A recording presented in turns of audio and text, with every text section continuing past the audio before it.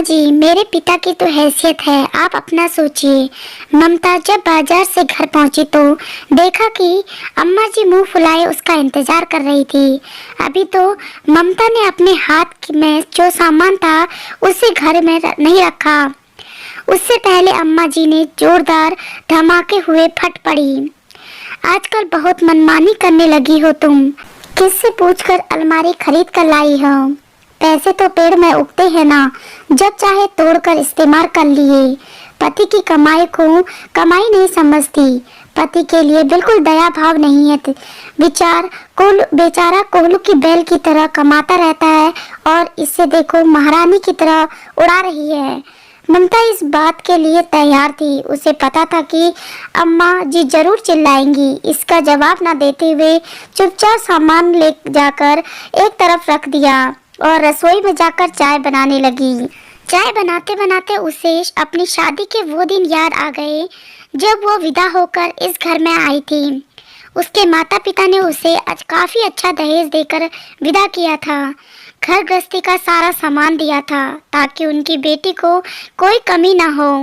और जब रात को उसे उसकी ननद कमरे में लेकर गई तो उसने देखा कि कमरे में एक पुराना पलंग और 2 पुराने बक्से रखे हुए थे। उसने सोचा कि शायद उसका नया बेड, अलमारी और ड्रेसिंग बाद में कमरे में अरेंज कर दिया जाएगा, इसलिए उसने किसी से कुछ नहीं कहा। जब दूसरे दिन रसोई की रस्म के बाद वो पग फेरे के लिए अपने घर गई तो तब भी लगा कि उसने उसका सारा सामान अगले ही दिन उसके कमरे में शिफ्ट कर दिया जाएगा। जब वो दूसरे दिन पग फेरे की रस्म पूरी करके वापस आई तब भी उसका सामान खोला नहीं गया था। 2-3 दिन जब इसी तरह निकल गए, आखिरकार जब सभी रिश्तेदार चले गए तो उसने अपने पति काशी से पूछा, सुनिए, मेरा बेड, अलमारी और ड्रेसिंग कमरे में शिफ्ट कब होगा? मैं अभी अपना सामान अरेंज कर लूँ। अभी तो पूरा सामान बिखरा पड़ा है। फिर अगले ही महीने दीदी की शादी है, उससे पहले सामान अरेंज हो जाएगा तो अच्छा है। सुनकर काशी चुप हो गया और कमरे से बाहर जाने लगा। इतने में अम्मा जी कमरे में आ गई और आते ही बोली, बहू, मैं तुमसे कुछ जरूरी बात करने आई हूँ। अब तू इस घर की सदस्य है और तुझे भी पता है कि अगले महीने तेरी ननद की शादी है।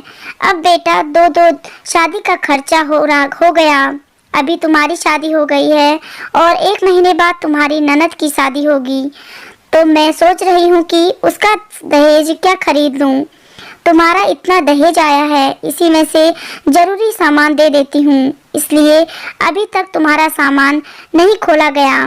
ममता ने अम्मा जी की बात सुनकर काशी की तरफ देखा तो काशी ने अम्मा जी से कहा, माँ, एक काम करते हैं, अभी गुड़िया को कम दहेज देते हैं। अब बाद में फुर्सत होगी तो 30 त्योहार पर कुछ न कुछ दे देंगे।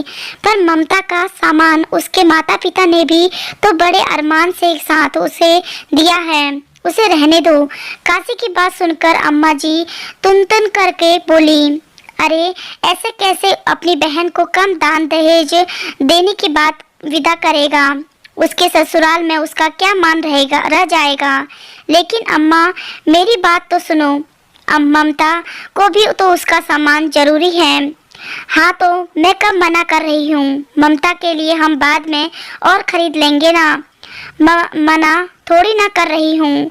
धीरे धीरे दोनों माँ बेटों में के बीच बहस बढ़ने लगी और ममता ने कहा, कोई बात नहीं, आप ये सारा सामान दीदी को दे दीजिए, मेरे लिए बाद में आ जाएगा। ममता का ऐसा कहते ही अम्मा जी खुश हो गई और वो सारा सामान ऐसे पैक रखने दिया, जिसे अगले महीने में ननद की शादी में दे दिया गया और ममता के कमरे में रखवा दी गई वो 2 पुराने बक्से, जिसमें उसका सामान भी बड़ी मुश्किल से आ पाता था।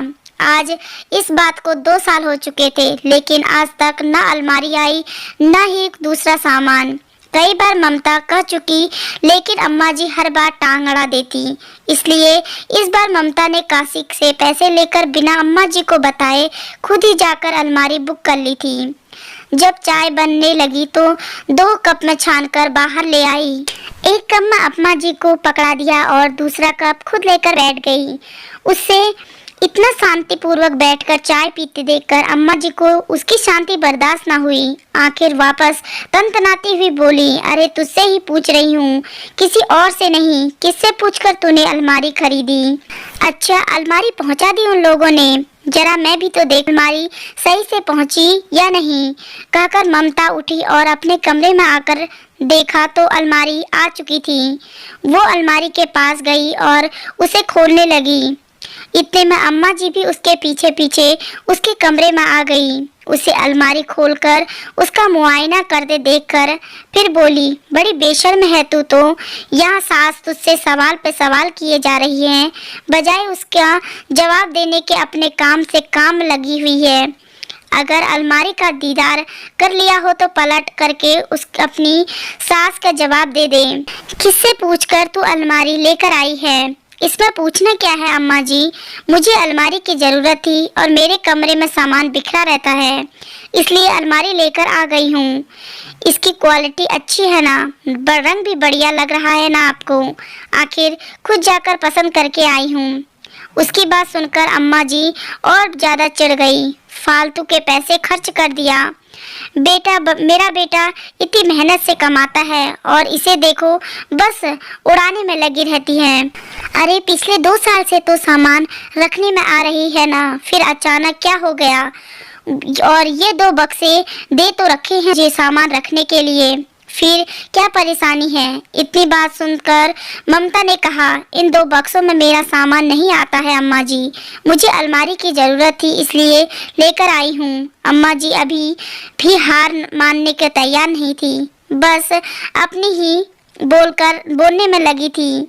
सामान क्या मुफ्त में आता है? क्या पैसे नहीं लगते इसमें? जो मुंह उठाकर चली गई अलमारी खरीदने के लिए और ले भी आई। बड़ी राजा महाराजाओं के घर में पली बड़ी है। यही सब सिखाया है तेरे माँ बाप ने कि अपने ससुराल वालों की मर्जी के खिलाफ जाकर के काम करो। अब तो ममता के भी सिर के ऊपर से जा रहा था। उसने पलट कर कहा, बस कीजिए अम्मा जी, आपके बेटे की कमाई से अलमारी क्या खरीद ली? आप तो मुझे सुनाई जा रही हो। क्या आपके बेटे की कमाई में मेरा थोड़ा सा भी हक नहीं? अलमारी की मुझे कितनी ज़रूरत है। सिर्फ मेरा अकेले का सामान नहीं, आपके बेटे का भी सामान होता है।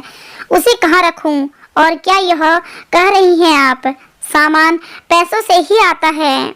तो मेरे दहेज का सारा सामान भी पैसों से ही आया था, जिसे उठाकर आपने अपनी बेटी की शादी में दे दिया और मुझे पकड़ा दिए ये 2 पुराने छोटे छोटे बक्से।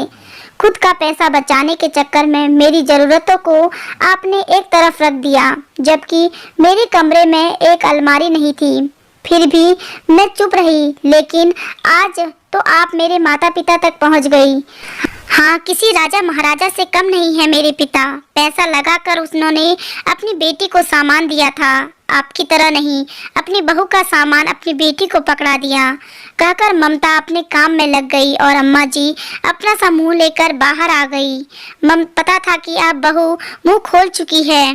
अगर अम्मा जी एक बोलेगी तो वो 10 बातें सुनाएगी और वो 10 की 10 बातें कड़वी होंगी, क्योंकि वो सब बातें सच्ची होंगी। और रही बात बेटे को बताने की, तो वह भी उसी का साथ देगा, क्योंकि बेटे ने उस समय भी बहुत मना किया था कि अम्मा दहेज कम दे देते हैं, पर बहू का दहेज बेटी को मत दो। पर बेटी की ससुराल में झूठी शान रखने के लिए आखिर बहू का सारा दहेज उन्होंने जबरदस्ती अपनी बेटी को दे दिया। तो दोस्तों, आपको इस कहानी में कितनी सच्चाई नज़र आती है? आप इस कहानी में एक कमेंट ज़रूर कीजिए। अगर आप चैनल पर नए हैं तो चैनल को सब्सक्राइब ज़रूर कीजिए और वीडियो को लास्ट तक देखने के लिए आपका बहुत बहुत धन्यवाद।